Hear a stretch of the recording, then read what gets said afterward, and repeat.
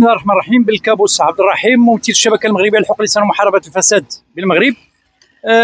جينا اليوم للتطرق ديال الموضوع او التتمه ديال الموضوع ديال احتلال الملك العمومي في بني ملال. ومن هذا المنبر غادي نشكر السيد الوالي اللي جا قام بواحد المجهود كبير جبار من اجل تنقيه الملك العمومي.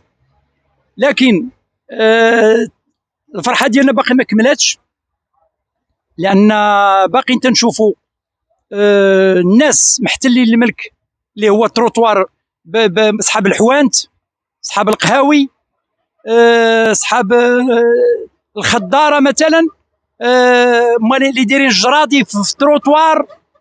يعني هذا تيدم القلب من طرف هاد الناس هادو.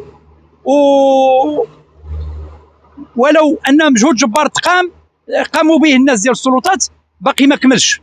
حنا تنشوفوا في المواقع الالكترونيه وفي التلفاز ان قواد في المغرب وعمال وكذا والبشوات واقفين على هذا الاحتلال الملك العمومي اللي هو التروطوار يتنقى. استبشرنا خيرا تنقيه الشارع، لكن هذوك الخضاره صبحوا دابا عاله. هذوك الناس اللي كانوا تيخضروا صبحوا عاله على الشارع، ما توصبوا ما يصرفوا، ما توصبوا ما ياكلوا.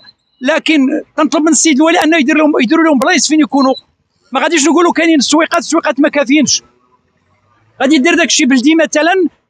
كاينين احياء اللي فيهم موسعات ديال التيران ديكاجي اللي داروا فيهم سويقات ويتحيدوا من الشارع. ولكن الاهم بزاف هو الاحتلال ديال الملك العمومي من طرف الناس اللي باني وداير جرده في الزنقه. الا بغى يدير جرده يمشي يدير فيلا. بالنسبه لموالي الحوانت، الا ما كفاش الحانوت ديالو يمشي يقلب على ما كبر منه. وغادي نزيد نجدد الشكر ديالي للسيد الوالي. ما كاينش تخرشيش، لان لا نشك في النزاهه ديالو، لانه فات في بني ملال وعاش في بني ملال الفتره ديال التباشويت ديالته، وكان راجل في المستوى المطلوب. ما كاينش تخرشيش.